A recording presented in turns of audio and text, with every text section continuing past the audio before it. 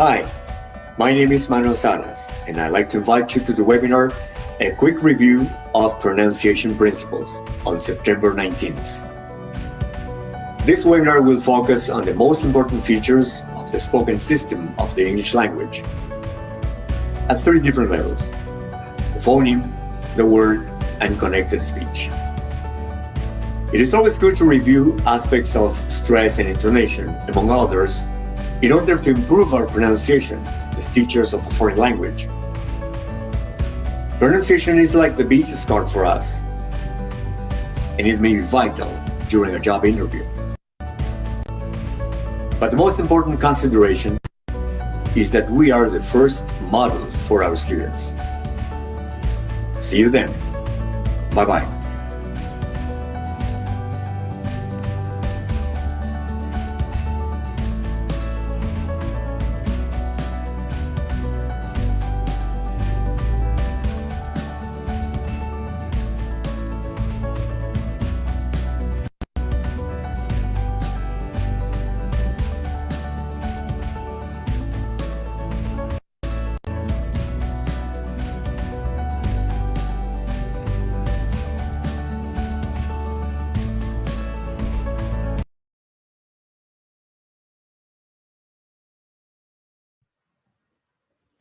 Hello everyone, I'm Mariela Condorena and welcome to today's webinar, a quick review of pronunciation principles.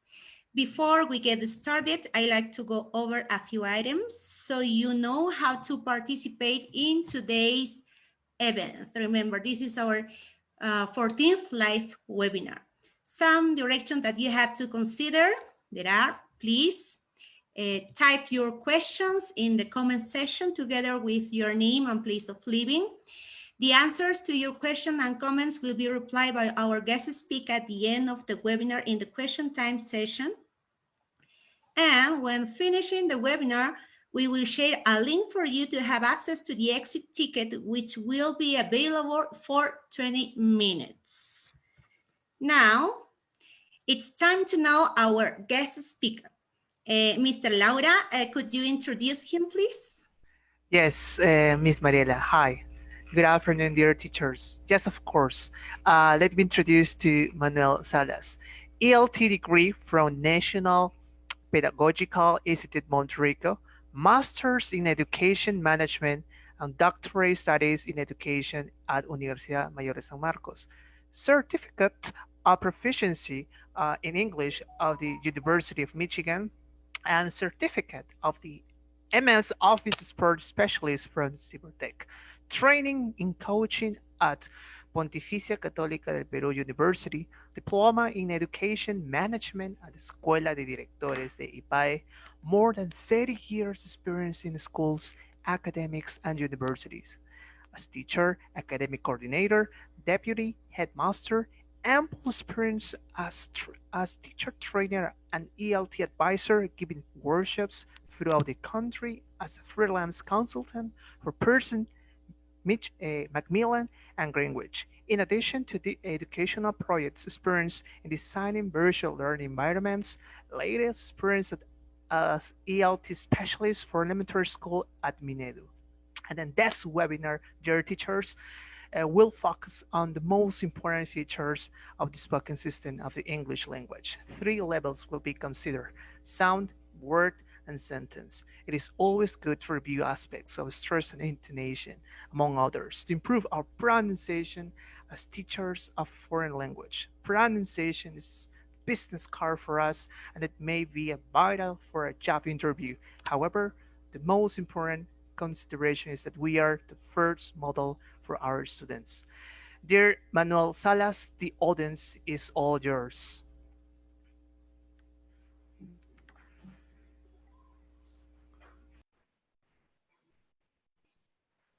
Good evening, everybody. How are you? It's good to see you there.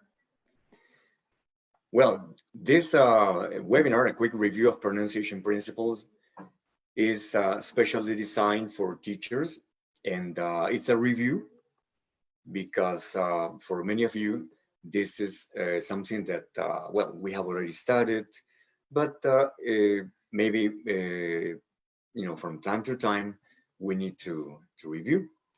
Okay. Now, I'd like to know where you are, um, at this moment. And for this, I'd like you to please check on this. Okay, here, let me share with you. Just a minute. Okay, here. All right. So I'm sharing with you this question. What city are you in now? Okay. And I'd like you to answer by visiting menti.com. Okay. You connect to menti.com and then you just introduce the code that is there, the numbers 31, 29, 00. Okay. And then your answers will appear here. Okay. And I understand you are teachers from different cities of Peru, and I'm really happy to really approach every one of you. I'd like to begin with my presentation with a little video. Okay, I have a video that I would like to share too. Okay.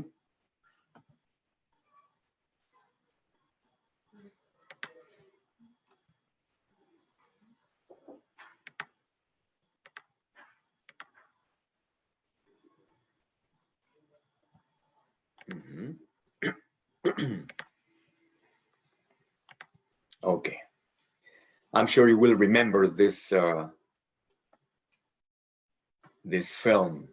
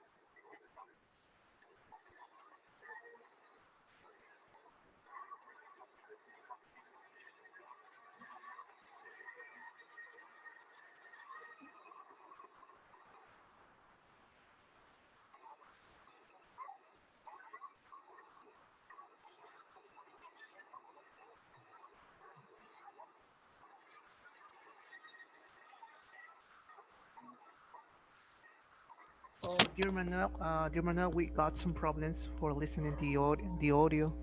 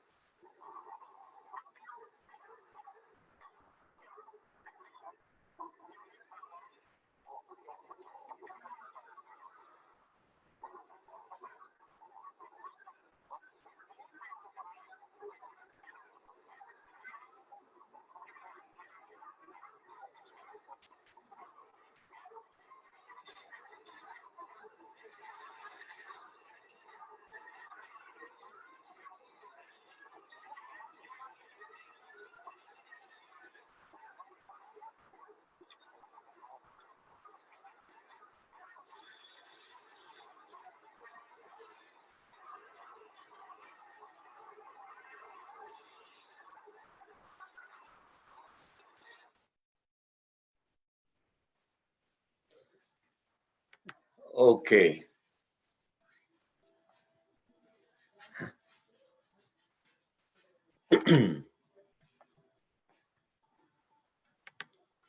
All right.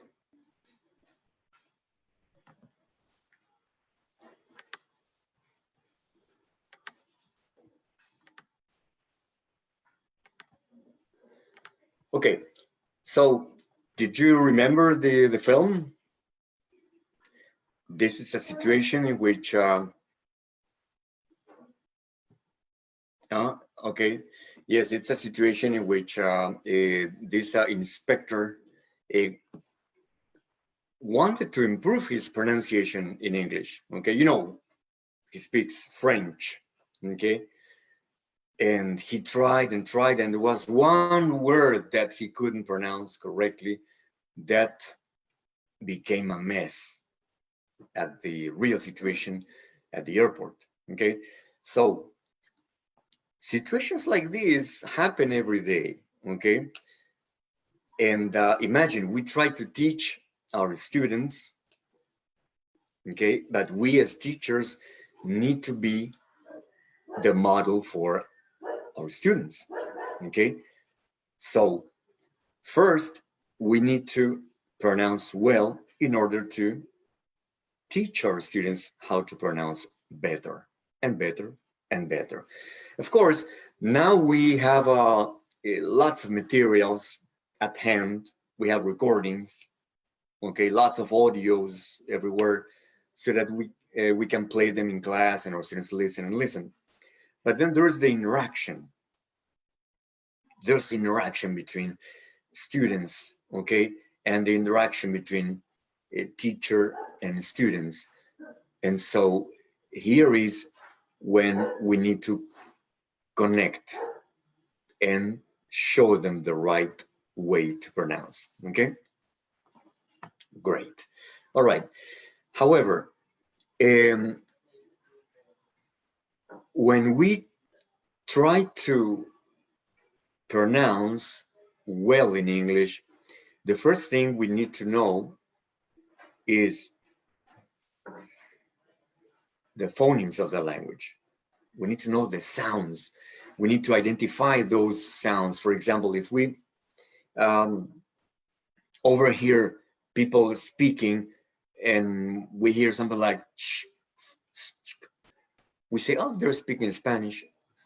If we know those sounds of the spoken system of the English language, then we can tell, oh, they're speaking English, etc. If we identify French, then okay, we understand.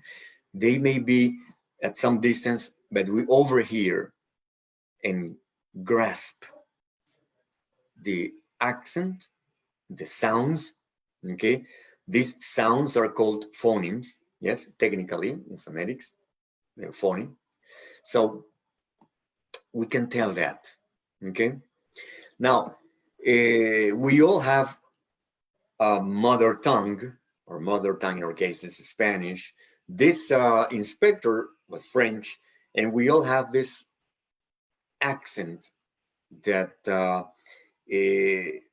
may be identified by English speakers. You know, okay, he's Spanish speaker, etc., French speaker, okay? But we can try at least to get a pronunciation that is the closest to what we want. Okay, now, what do we want? We have two big choices: American English, British English, right? We try to approach those very, very definite, defined, pronunciations, okay? Now, at present, there is a word that is internationally used: intelligibility. That is, now it doesn't matter if you pronounce doctor in American English, or doctor in British English, or doctor with this hard Spanish accent, okay? Provided your pronunciation is intelligible, okay? So the basis for this, even for international exams, and I tell you this because I am an evaluator and assessor of Cambridge exams, we depart from intelligibility. Is the pronunciation intelligible? Yes, okay. Now, then what's next? Better, better, better, better, better. Okay, great. But first of all, it has to be intelligible, okay? People have to understand. If I listen to you, I understand you. If I don't understand you, then it is not intelligible. I'm sorry, I don't understand you, okay? That is the first thing, okay? Great. Now, let's begin. Let me share my presentation now.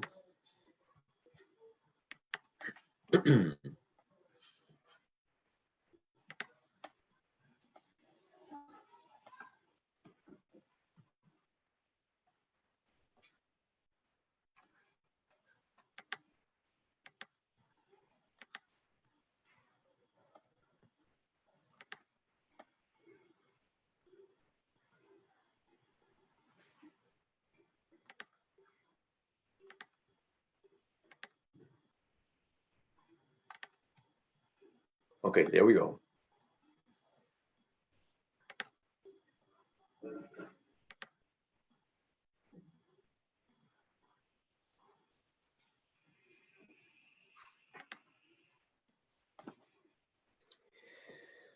Okay, so this quick review of pronunciation principles will focus on 4 sections today. First of all, we will begin with the phonemes. Phonemes is the technical name for the individual sounds of the spoken system of a language, in this case, English, okay? Then we will continue with the stress, intonation, some typical intonation patterns, and finally, we will look at some special features of pronunciation, okay? Great. So let's begin looking at the phonemes. Okay, when we think about phonemes, then we are talking about vowels and consonants. Okay, let's look at the vowels.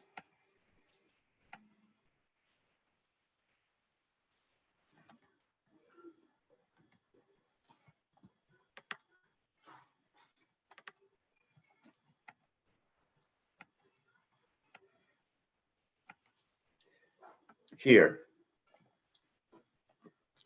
this is a chart which I borrowed from Macmillan Macmillan Publishers. Okay, you can find this chart, by the way, on the website of Macmillan, and it's very practical. And I will share. Excuse me a minute.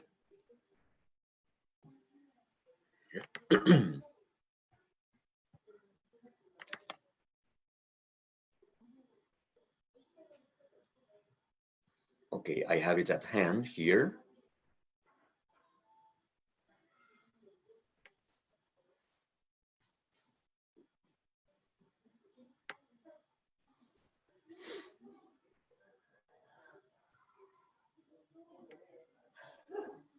Just a minute.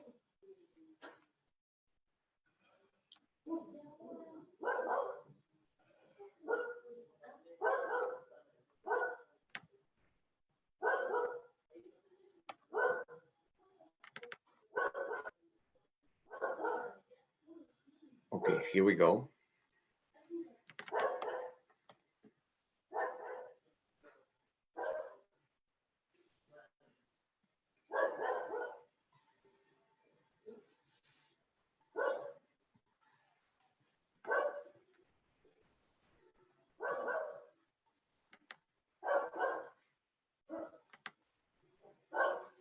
I'm going to share it like this. Okay. All right. So this is a chart that works in this way. Look, you hover, okay, you hover on the symbol, and then if you click, E, C, okay, you can hear the phoneme and an example of the phoneme in a word, okay? Now, as you can see here, there are more than the double of the vowels in Spanish. You see? Look, and we can say we can see that here in English we have, for example, E and E. sit, As in sit. Okay. Look, double. This is not like Spanish. Listen to this. good, And we use this word every day. Every day we say good, good, very good, good. Okay. But we don't say good. It is not good. It is good. Okay.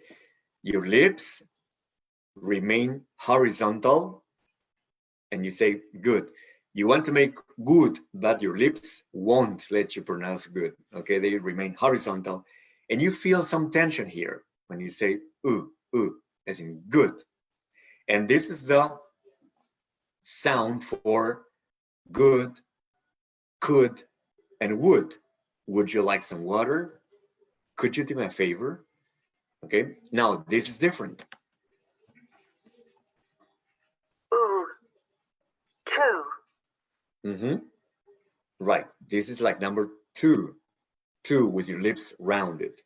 Okay, so there's a variety of vowel sounds in English that we need to know, we need to produce well, and we need to teach our students to pronounce well also, no? To produce every sound. Okay, so here this one is the most typical in English, the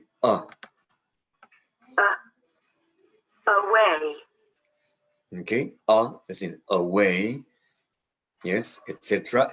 It's a vowel that doesn't need any effort to be made. It's just okay, but it's very, very useful, extremely useful. Okay, we will see examples, of course.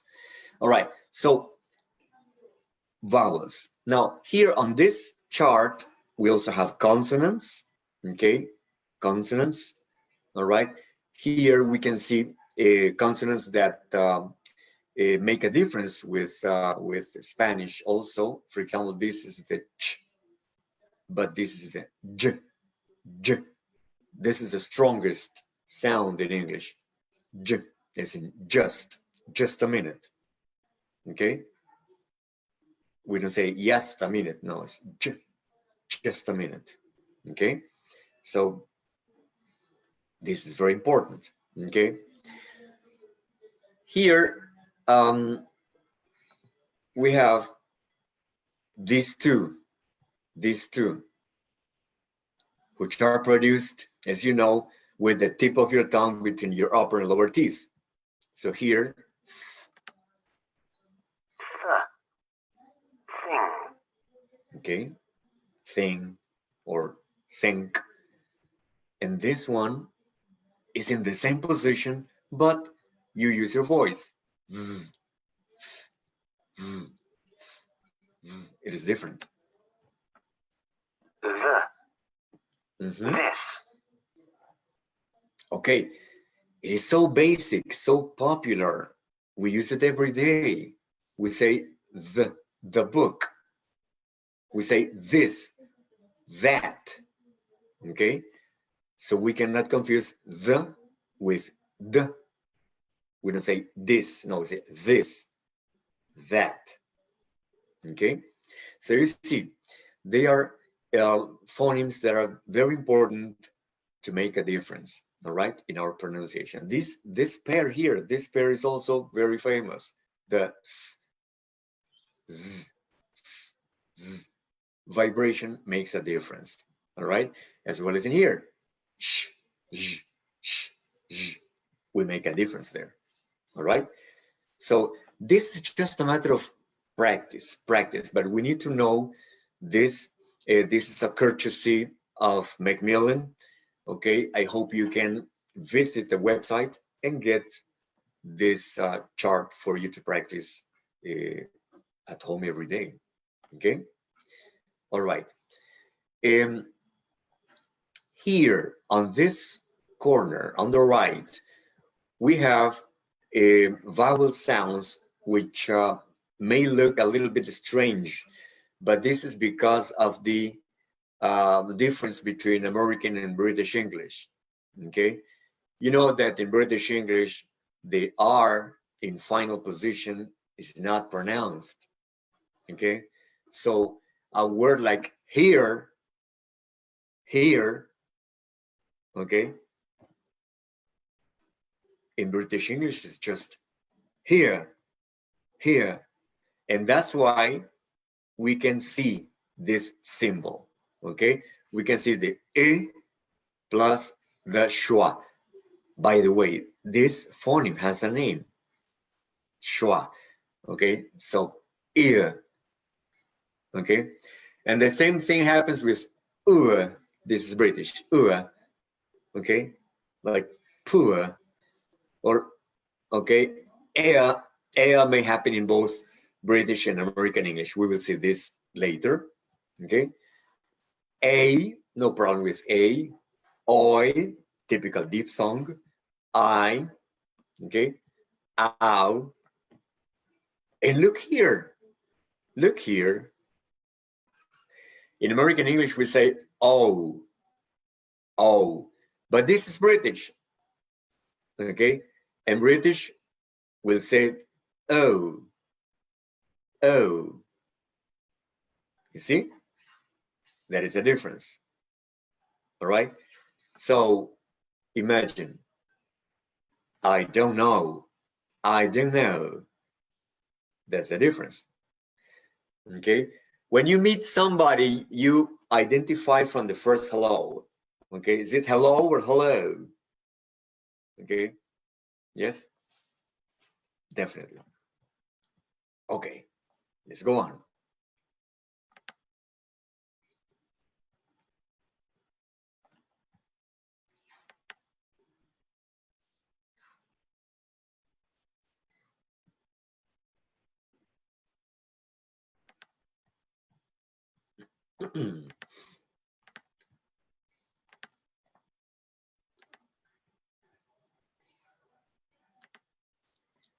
Okay. So here we are, okay, looking at the chart. Now you know that the chart may be found on the web. There's no problem with this, okay? This is a chart in which we see the vowels of American English. It's the same thing, okay? But I always use it to make a comparison, okay? With words, for example, here below, when you see a, yes, the front vowels are E, A, all right? And when we say a, we think of an everyday word for us like class. This is my class, okay?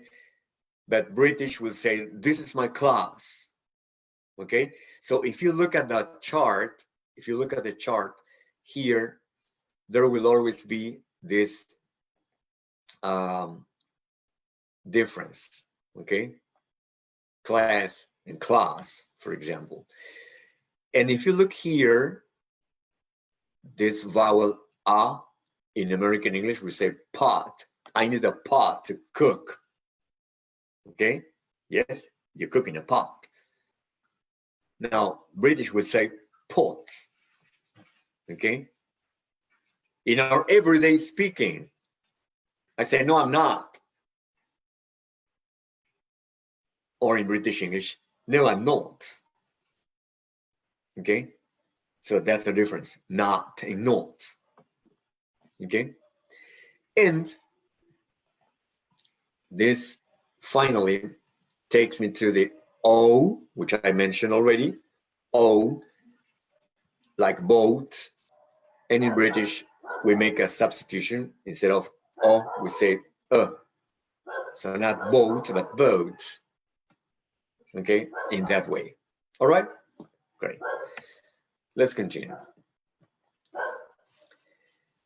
And I like to focus on the sounds of American English because my original pronunciation is American.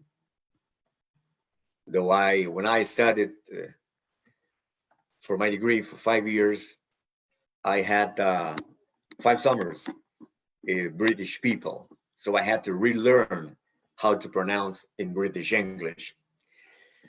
It was hard at the beginning, but then it became easier and easier, of course, year after year, working on that pronunciation.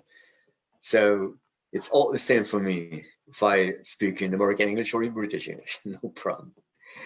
All right, so, but there's a poem here. I like to use this poem, okay? Listen carefully, listen and read, listen and read. Will you tell me what's true? That so does not rhyme with few? Because they rhyme with O and U. We say cow, and that rhymes with how. But low doesn't rhyme with now, because they rhyme with O and bow. And since pay is rhymed with may, why not said with paid?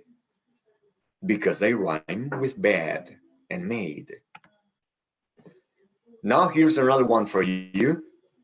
Beard does not sound the same as heard, because they rhyme with weird and bird. When it's English that we speak, why is break not rhymed with weak? Because they rhyme with steak and seek.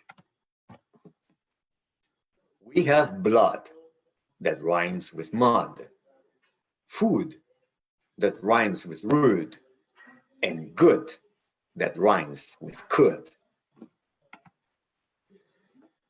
Shoes is never rhymed with toes, but is with whose and blues. And I can also think of zoos and choose. Are you surprised to know that toes rhymes with hose and bows and foes and loaves. And what's more, horse sounds like course, and worse sounds like curse. I've hardly make a start. Gee, I'm sure you will agree in the way that sounds and letters disagree. Okay, and this is the summary. This is the biggest problem. Sounds and letters disagree. It's very difficult for us, Spanish speakers, to read words or new words and pronounce them if we don't have enough training in pronunciation. If we have training in pronunciation, in reading words, in connecting the written form with the sound, then we can read, we can pronounce any new word. Yes? All right, let's continue. Now let's look at the stress. Okay, when we talk about stress, we think about word stress and sentence stress, okay? And if we think about word stress, then we have general rules, okay? Let's review this. Look, here we have some words. Economical. A typical word, afternoon. Be careful. It is not afternoon. No, it is afternoon. Why the problem? Because here we have two important stresses, but one is more important than the other. Okay, so noon has a primary stress, and after has a secondary stress. Okay, it is important, but it's secondary. So that's why this phenomenon, when we pronounce afternoon, you see? All right, apparently successful. Here, just to demonstrate that if a syllable is under stress, the vowel in that syllable is under stress, it becomes e. Okay, that's why we say apparently, apparently. There's only one clear vowel, pa, apparently. That's all. And the same happens in successful, successful, successful. You see? So if a vowel is not stressed, it becomes e, or maybe u. Okay? Okay, more general rules. Here we can see two-syllable words like never and breakfast. Well, typically these two-syllable words, excuse me, receive the stress on the first syllable. However, words like display and exceed are exceptions, and there are many exceptions. Okay, so the typical thing and the exceptions. We see words like drugstore and weatherman. They are compounds. In the case of compound nouns, we stress the first noun, drugstore. We don't say drugstore, no, we say drugstore. Weatherman. We say laptop. We don't say laptop. No, Spanish speakers or the Spanish teachers say laptop. No, English teachers say laptop. Okay, we say workshop. We don't say workshop. No, it's a workshop. Okay, because they are compound nouns and the stress is on the first syllable. Now, in the case of verbs, there's a change. It's vice versa. Understand, overlook. We have two components, over and look, and the stress is on the second syllable. Overlook. Okay, and the same will happen with myself and yourselves, which are pronouns that we usually use. In the case of numbers, 30 is always 30, but 13 is typically 13, but it may also be 13. So be careful, especially with money. Especially with money. How much is it? 30 or 13. Okay, we have to be very careful there. Okay. When we look at suffixes, okay, there's another topic there. First of all, let's look at these words, please. There are words like record, which may change to record. And if we change the stress, then we are changing also the function of the word, okay? So, record is a noun, and record is a verb. And the same will happen with insult and insult. You see? I can't accept that insult. Why do you insult me like that? You see? There's a difference. Two more words which are very typical, okay? For example, we say graduate, graduate, graduate.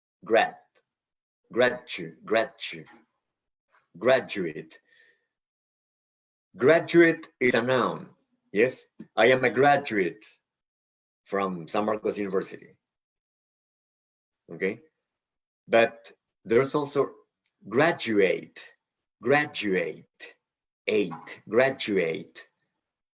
Okay, and in that case, it is the verb. Okay, all right. So, are you a graduate? No, I will graduate in December. There's a difference in stress. Okay, the difference in the stress makes a difference in the quality of the vowel too. And the same happens with appropriate. Appropriate and appropriate. Appropriate is an adjective, okay? Is my apparel appropriate? Okay. Now appropriate is a verb and it's very formal. Okay. Very seldom do we use appropriate. Okay. Maybe something like the government will appropriate some lands near Ancon in order to build a new jail. Right? That's different. We typically use the adjective appropriate. Okay. Look, words like happiness, when they have a suffix, okay, and become happiness, the stress doesn't move. But there are other words like contribute, which may have a difference in stress when you add the suffix. Contribute then becomes contribution, and there is a secondary stress on con, okay, contribution. And the same happens with biology and biological. There's a change in the stress because of the suffix, okay? All right, now look at this sentence, please. Look at this sentence. The tall girl will wear the red dress to the party tomorrow evening. It's a long sentence, yes, but we divide it into phrases so that we can pronounce easily. And yes, you see that order? The tall girl, there's a noun phrase. Will wear, there's a verb phrase. The red dress, a noun phrase again. To the party, that's a prepositional phrase, yes? Okay, tomorrow evening, it's an adverbial phrase, okay? We can break at those points, but we cannot say the tall girl will wear the red dress to the party. No, it's the tall girl will wear a red dress to the party tomorrow evening, okay? If we want to make a pause, okay? All right. However, in this sentence, some words are stressed and other words are not stressed, okay? The words that are stressed are called content words, and those who are not stressed are function words. Let's remember this.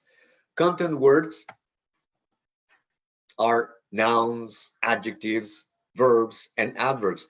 You can remember them because adjectives modify nouns and adverbs modify verbs. There are other, yes, there are other kinds of words which are content words, definitely. Okay, but these are the most typical. This is a review. Okay, it's a review. It's something quick, all right, that I'm making. I'm trying to hurry up. In my course, my original phonetics course, I go into detail in this. Function words, examples: pronouns, articles, prepositions, helping verbs. Those are function words which are not stressed within a sentence. Okay, and that's why we get these ups and downs when we pronounce. Okay. All right. Now let's get into intonation now.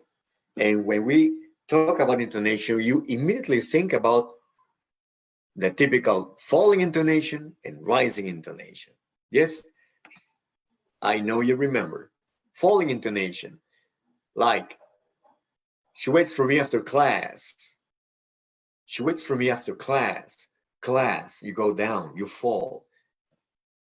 Please, wait for me after class. Class, go down. Why does she wait for me after class? After class. Class. The intonation falls. Okay? Now, this is different from rising intonation. When you go up, like, are you waiting for me? Yes, no questions receive rising intonation. Are you waiting for me? But a statement, a sentence, may also receive rising intonation in order to make it a question. Excuse me, you are waiting for me? You are waiting for me? You go up. Okay? Look at this example of where did you go? Where did you go? That's a typical falling intonation. But if I give this WH question rising intonation, then the meaning will change. Where did you go? It means, I beg your pardon. Okay. Imagine your daughter arriving late. Okay.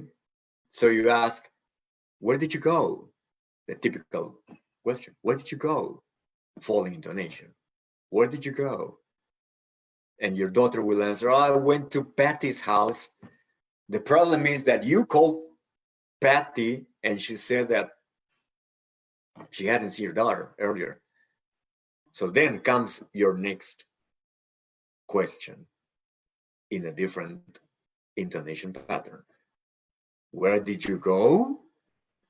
Using rising intonation. There is a difference. First, where did you go? And then, where did you go? Excuse me? I beg your pardon? You are lying to me. All right?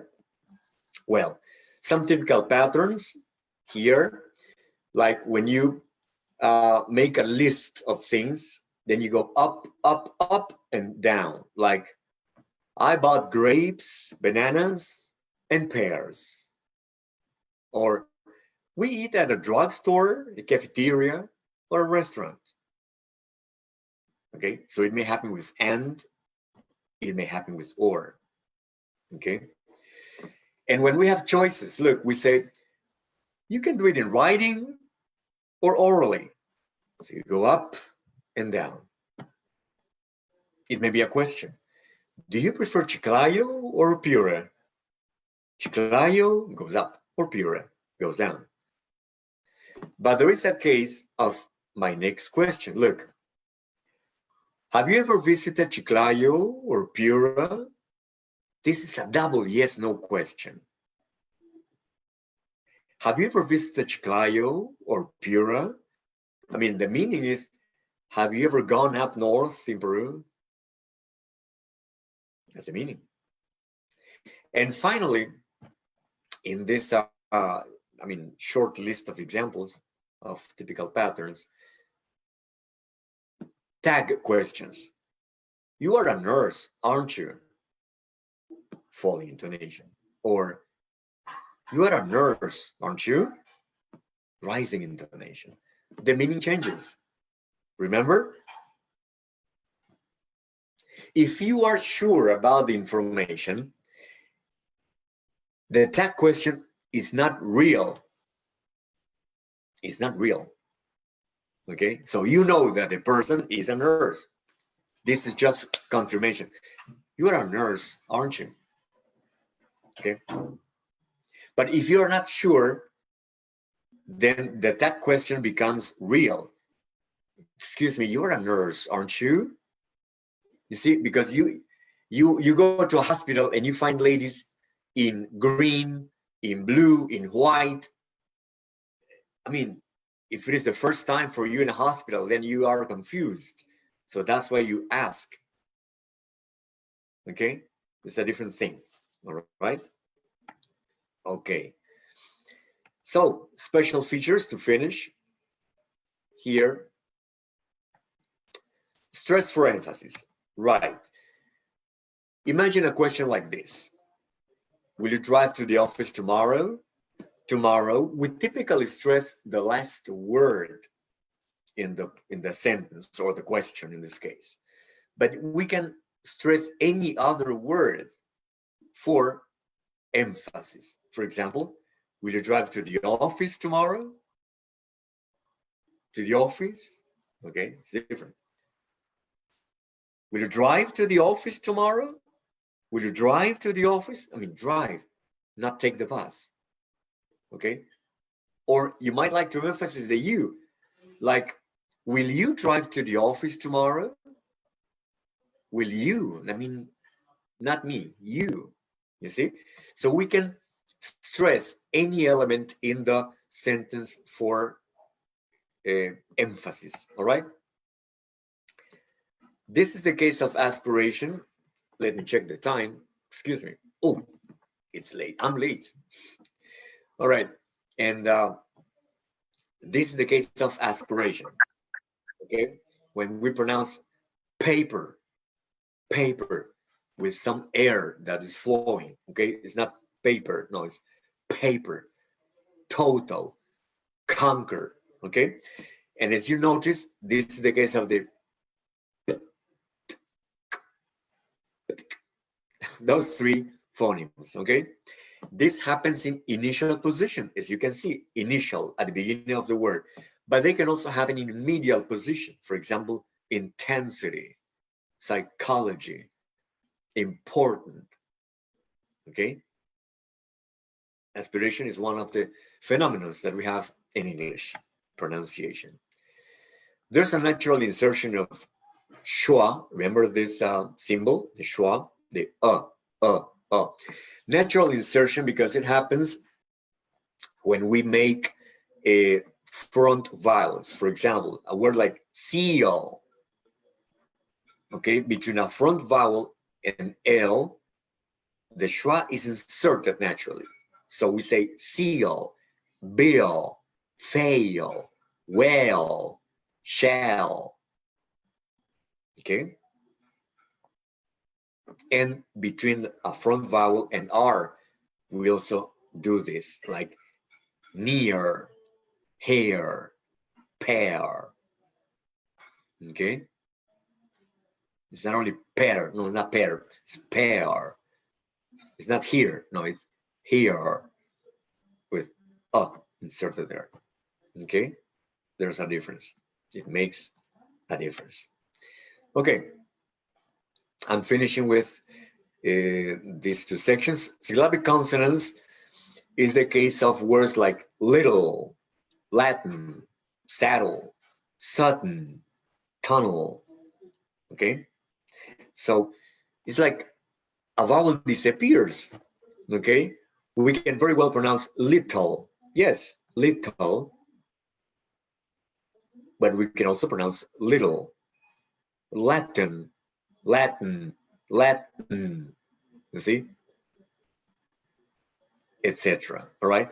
So this schwa that sounds there, that happens there, may be omitted because of the environment. This is a special environment here that it would be long to explain at this moment, but just to call your attention to these words. Okay, phonetic syllabication is something that help us a lot because, for example, we don't say open it. No, we say open it, open it. That is, we join sounds. They're sold out. They're sold out. Sold out. Okay, sold out. So the D, the final D in sold becomes the initial D for out. Sold out. Okay, and she arranged it, arranged it, arranged it. But it, okay, arranged it, arranged it, arranged it. You see, this is what we call phonetic syllabication. All right, connecting sounds. All right, there's also reduced pronunciation that we all know when people say, I'm gonna be good, I promise, I'm gonna be good. Gonna, but going to, expressing future. But I'm going to church is different. You say, I'm gonna church. No, it's different. Wait a minute.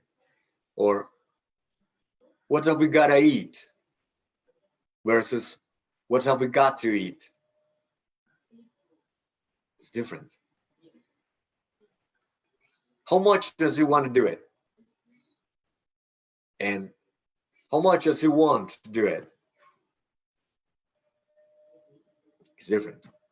Okay, so we gotta be careful in here. And finally, the case of the disappearing T in American English in words like Atlanta instead of Atlanta, Atlanta, or Santa Claus. Everybody wants a picture with Santa Claus. Yes, we say Santa Claus, Santa, not Santa, not Santa Claus. Or the case of 20 instead of 20. Okay, yes. If you notice, there is a letter N before the T. Yes, and it is stressed. So look at the last sentence here. It's a great advantage to have plenty of money. You see, it's a great advantage to have plenty of money. Advantage, plenty. Words that have the disappearing T. Okay? Palatalization is when we join sounds also, like what's your number? The s in what's and following the y in your makes that sh. What's your number? When's your birthday? When's your birthday? That was last year. Last year. Okay? It happens a lot. Like, don't you know? We don't say, don't you know? No, we say, don't you know? Okay? And something like, they mustn't reach your mail.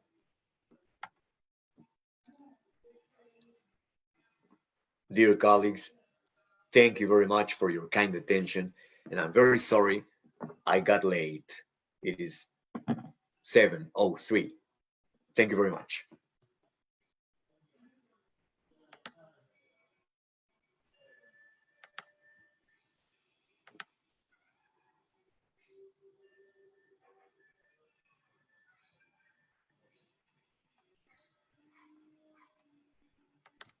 Thank you so much, Manuel. Now we are going to begin answering the questions submitted during today's presentation.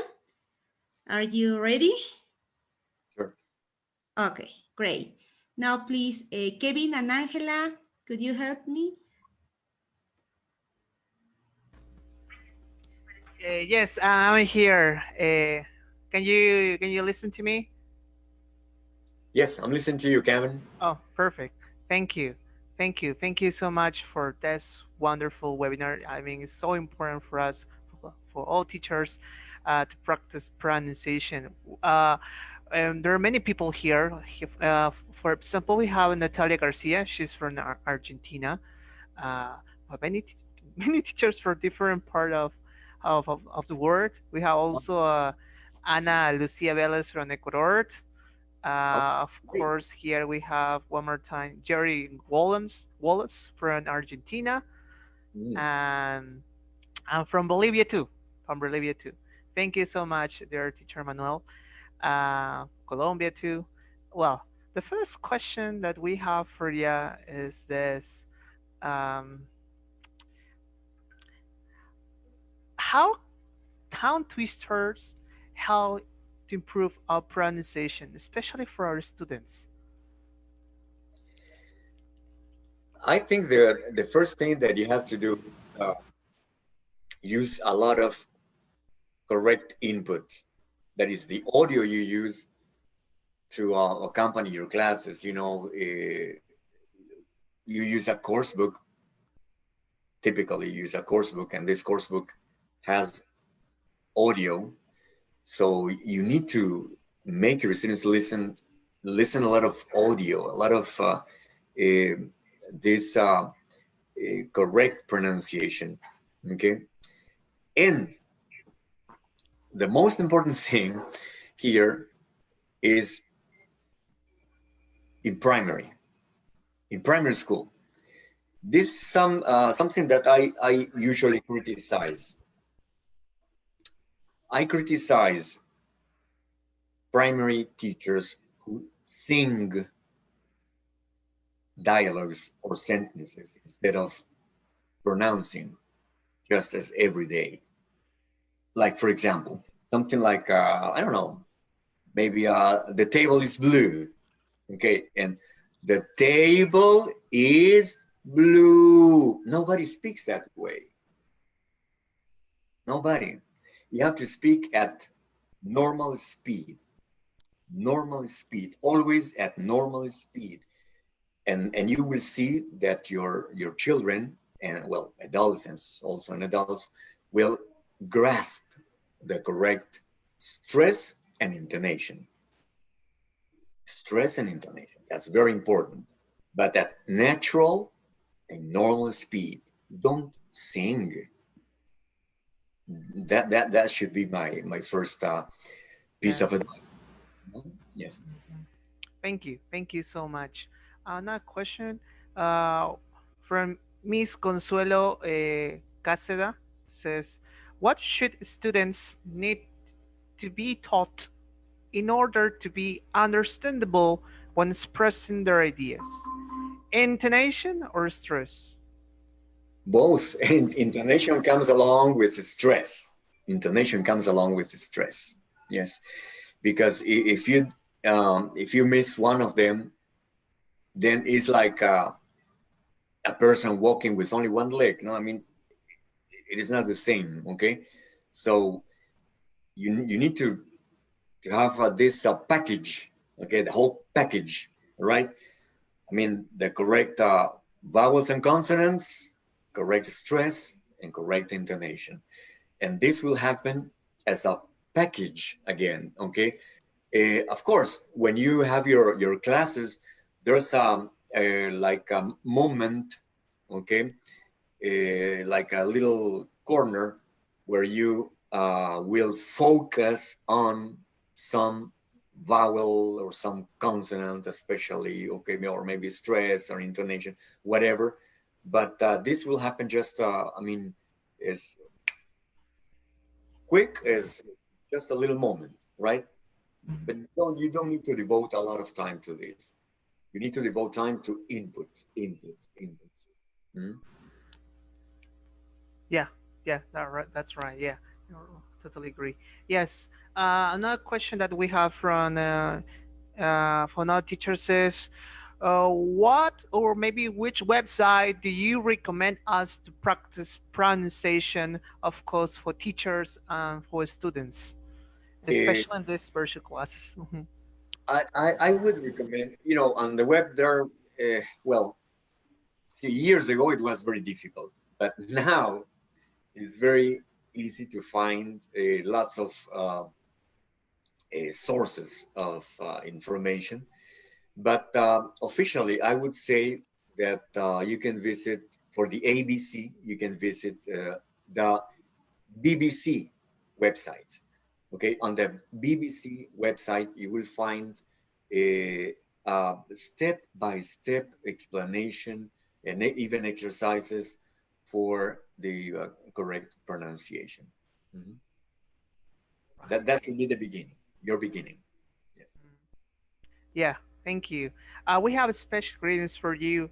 Top fan, Miss Milagros Milena says, "Thanks, Mr. Manuel. It was great to learn more about words, stems, and phonetics." Also, Miss Charo Matias says, "Thanks, Mr. Manuel, for sharing your amazing experiences and knowledge about phonics and pronunciation with us from Dominican Republic." Mhm. Thank you. Thank you for your kind attendance. Thank you for your patience.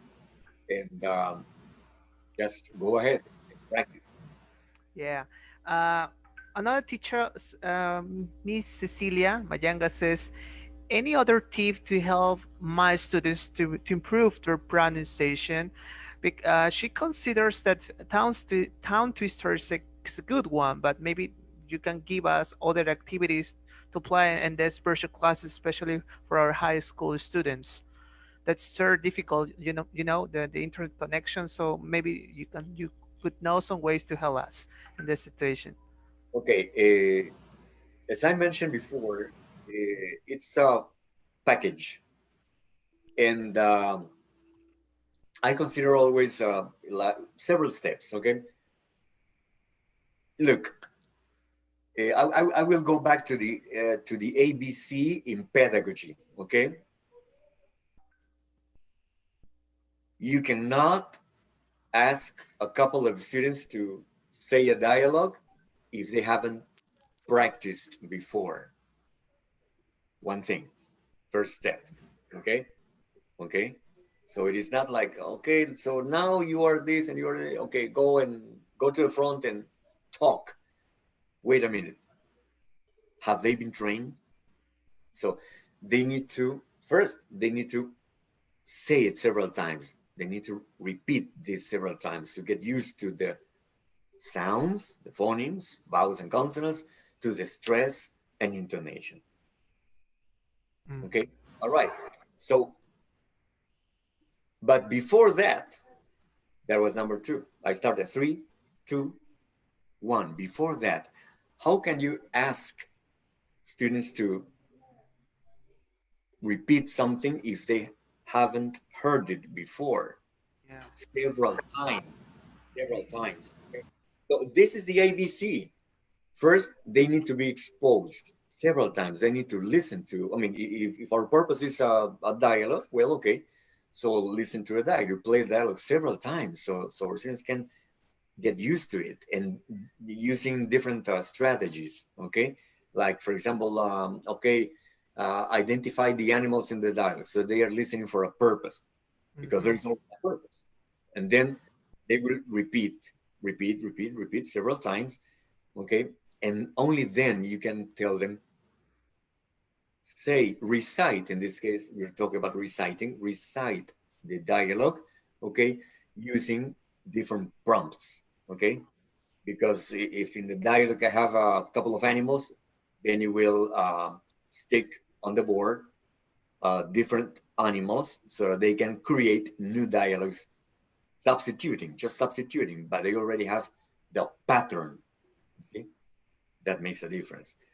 And the fourth step, see, listen, repeat, say it or recite it, then it is improvise it. It is here at the improvisation stage when students get the best profit of this. It becomes profitable, okay? Only then, when they are only thinking about the role, you say, okay, now you're the waiter and you are the customer, okay? Mhm. Ready? You will do this, you will greet, ask for a table, and order your meal. You will uh, take your customer to the table, you will offer the menu, and you will tell the prices, etc. This is what you will do. Begin. That's all. So at that moment, they unconsciously will say, will pronounce, okay, only keeping in mind the role, but not thinking about the real pronunciation. And then you will see. Mhm. Thank you so much. Now we have a special question for you from Miss Leonor Marin Cáceres. Leonor, Says, says, my friend. Dear Manuel, I know you for But years. Actually, you were my teacher. Question for you. What pieces of advice would you give to new teachers to have or keep a good pronunciation? for new teachers, well, you see, it's just a matter of practice. And the first thing, let me tell you honestly, the first thing is to be a good imitator. If you are a good imitator, then you will imitate and succeed in acquiring the sounds, the stress, and the intonation. Okay? Not everybody have the same skills. We have to be clear here. We are teachers. Okay? Some people are very good at pronunciation. Some people are very good at reading. They read quickly and understand quickly. Okay? Some people are better at writing and they write beautifully. They know all the grammar rules, but they don't speak. They cannot speak. Okay? So some people are excellent listeners. Yes. So, but they don't read. I mean, that's crazy. So be patient, be patient. New teachers have to be patient and just discover their strength and also discover their weakness. So you have to work on both. You have to work on your weakness to overcome it and improve, and you have to work on your strength so that you can become an expert. Hmm. That's true. That's true. Right. We have another top fan for you, Miss Mr. Manuel. Here says Miss Indira. Isabel Perez says, with some you can teach intonation patterns, discriminate long and short vowels. There are plenty ways to engage students in this field. Thank you so much, says Miss Indira. Mhm. Yes, Uh, Indira. mhm. Another question, dear Teacher Manuel, says here, here, Teacher Luis Arroyo says, please, Mr. Salas, can you tell us the difference between accent and pronunciation? Thanks million. Again, Yes, the difference between accent and pronunciation. accent and pronunciation. Okay. Well, uh, accent is understood in different ways. Okay, in different ways. Okay, and when we talk about accent, we may, I mean, from our point of view of this session, we can talk about the special way in which inhabitants of a certain place speak or pronounce the language. Okay, that is a special accent. We have accents, different accents for Spanish speakers, you know. We have different accents for English speakers. Okay, yes, I Mhm. can pronounce town in New York. I can pronounce town. Okay, I can. I mean, if it's not only the word, but also in the intonation pattern. Okay, in the intonation. Yes, right. So I can say that I'm very happy to be here. Then I speak like somebody from Texas, you know. So I hope to be in front of you next time, maybe next week. And you see it, my accent changes because I'm from another part of the United States. Okay. Or I can talk to you in this way, you know, you see, because I'm from another part of the United States. So I don't know if you understand where I'm from. Can you guess it? You see, so it depends. That is the accent. Okay. There's a video that is called Accents of American English, for example. And there's a nice video on the web, also on YouTube, Accents of British English. Yes. And very funny. There's this lady who speaks in the different accents of British English. and she tries to show how people speak in London and in other parts of England. That's accent. Pronunciation, overall. The overall. Yes. Yeah, thank you so much. Yeah, for was so clear. We have another question. This is from a very nice friend. My teacher Ruben says, "Are there any rules of English pronunciation?" I just mentioned the rules. I mentioned some rules. Rules, for example, and I presented general rules in the case of two-word verbs. I showed you two-word verbs are typically stressed on the first syllable, like never, like breakfast, okay? But there are also exceptions, like exceed, yes? There are rules for pronouncing the verbs that are compound, like overlook. I showed you overlook, understand. The stress is on the second component, okay? And in the case of compound nouns, the stress is on the first component. I showed you drugstore, okay? Not drugstore, no, it's drugstore. And that's why I mentioned laptop. We say laptop, we don't say laptop. No, it's laptop. The stress is on the first syllable. Or workshop, not workshops, workshop. Feedback, okay? I want your feedback, not your feedback. No, it's not feedback, it's feedback. The stress is on the first component, okay? And etc. There are many rules. There are, in fact, many rules, but this, well, you know, belongs to a course in pronunciation, okay? We are reviewing here some very punctual rules. Yeah. Yeah, that's right. This is my last question for you. Here says from teacher, one more time, teacher Consuelo says, how can different accents limit our intelligibility to have a good communication? For example, Indian accent or Chinese. I think those accents are difficult to get the clear message when speaking. It is. It is. In fact, when we talk to somebody, I mean, the first thing, as I will repeat one more time, is the input. If you give enough input, and if you, as teacher, receive a variety of input, that is, you listen to Americans speaking, okay? That's why I tune in CNN every morning, for example. I listen to the news in Spanish and in English, okay? Then I listen to British English, okay? I can listen to people from different parts of the world speaking, okay? Yes.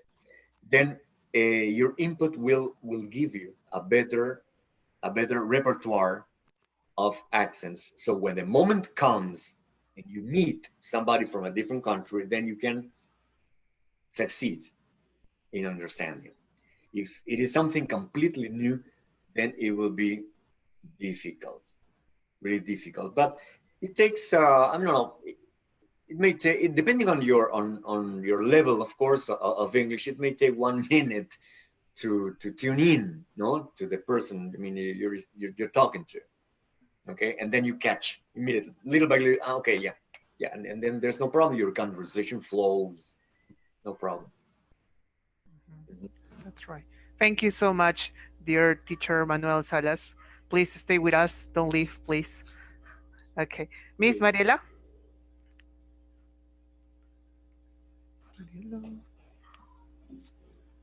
Yeah, thank you so much, Kevin. Thank you so much, Mr. Salas, for this outstanding presentation and for sharing your knowledge with us.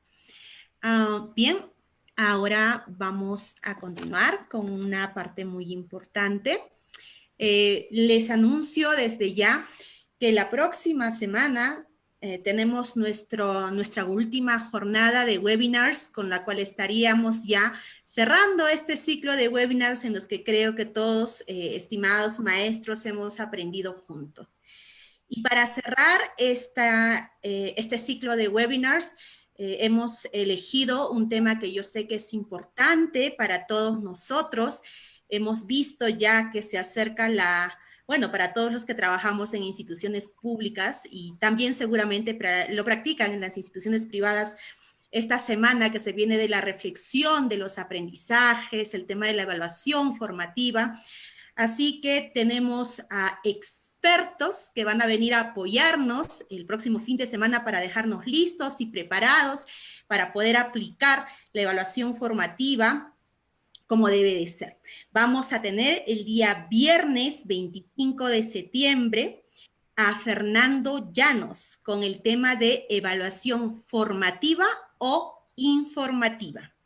Y el día sábado 26 de septiembre, día en el que cerramos y además vamos a tener una clausura, una pequeña ceremonia con algunas sorpresas, así que esperamos que todos los participantes, toda la audiencia pueda estar presente. Van a haber algunas sorpresas por ahí para todos. El sábado 26 de septiembre nos acompaña Luis Guerrero y Miss Cristel Oyola, ¿no? A pedido de muchos de ustedes, nos van a hablar ese día sobre la retroalimentación y como clave del aprendizaje.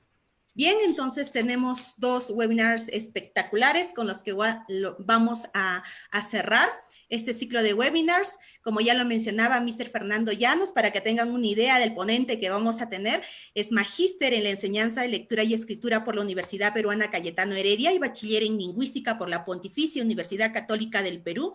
Y además ha trabajado en la Oficina de Medición de Calidad de Aprendizaje, la OMC del Ministerio de Educación. Consultor con amplia experiencia en temas vinculados a evaluaciones de aula y del Sistema Nacional SM, ¿no?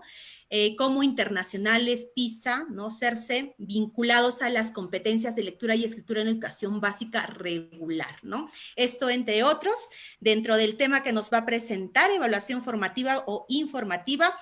Él nos va a hablar un poco sobre qué es evaluar antes, durante y después de la pandemia. Cómo sé que tú sabes, cómo sé hasta qué punto sabes lo que sabes.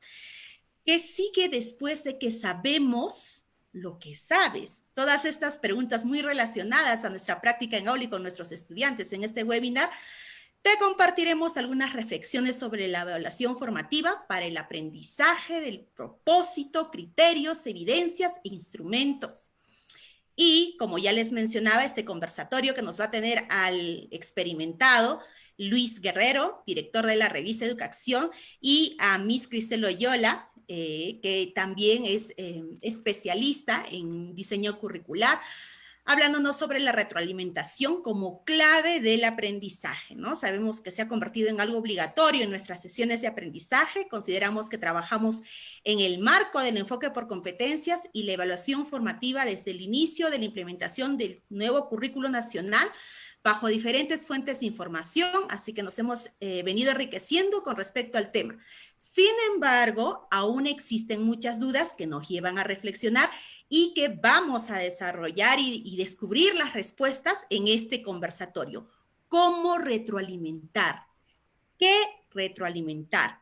¿Por qué retroalimentar?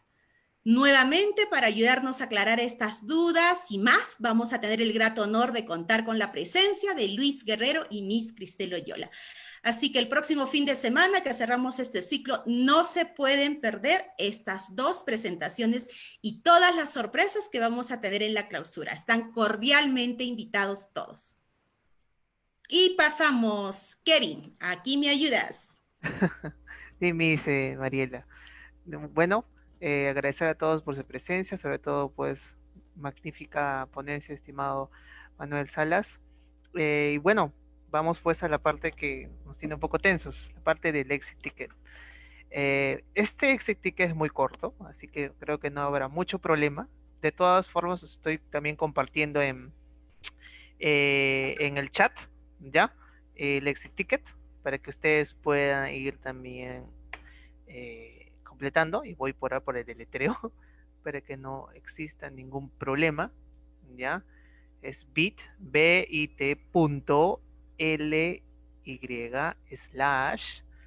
ya, y en honor a nuestro administrador Kurt, KURT 66, todo es minúscula, ¿sí? KURT66.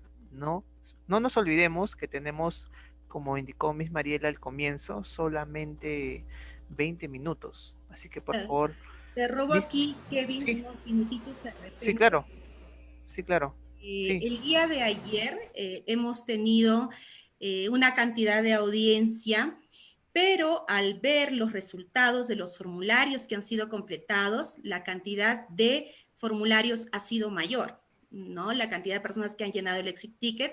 Nosotros apelamos, queridos maestros, también a su honestidad. No es justo para quienes están presentes durante toda la sesión. Es la primera vez que ocurre en realidad. Y bueno, por esa misma razón, el día de hoy el exit ticket va a estar disponible durante 20 minutos. Ya lo tienen, creo que está bastante fácil. No hay opción a que se puedan equivocar esta vez. Gracias a la genial idea de Kevin, en honor a nuestro amigo, parte de la administración Kurt. Ahí tienen el nombre Kurt66. En eso termina y el día de hoy lo vamos a poder llenar sin más problemas. Con esto, bien Kevin, damos por finalizada la sesión del día de hoy con un gran aplauso a nuestro excelente ponente del día de hoy, Mr. Manuel Salas.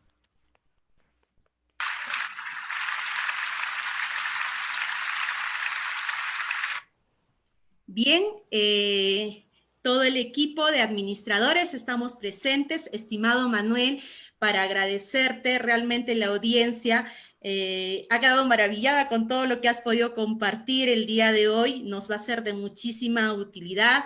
Han habido muchas felicitaciones y agradecimientos de parte de colegas que yo sé te ha mencionado, Kevin, pero quiero volverte a hacerlos llegar, de colegas de Perú y muchos otros colegas que se han conectado de diferentes países latinoamericanos en su mayoría, que han estado muy contentos con la ponencia del día de hoy.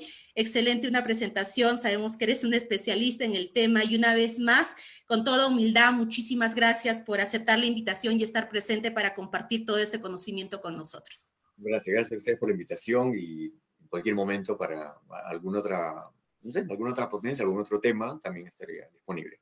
¿Sí? Genial, muchísimas gracias. Te vamos a tomar la palabra, querido Manuel. Está grabada la sesión. No, es una bromita. Muchísimas gracias. Nos despedimos del equipo de administradores, Mr. Kevin Laura de la Cruz, Miss Maite Flores, Miss Julia Millones, Miss Lilia Espinosa, Miss Daisy Apolinario, Miss Nefti Fortés, Teacher José Ortega y por supuesto nuestro excelente ponente del día de hoy, Mr. Manuel Salas. Que tengan muy buenas noches. Los esperamos la próxima semana con la clausura de esta sesión. Bye, bye. Bye, bye.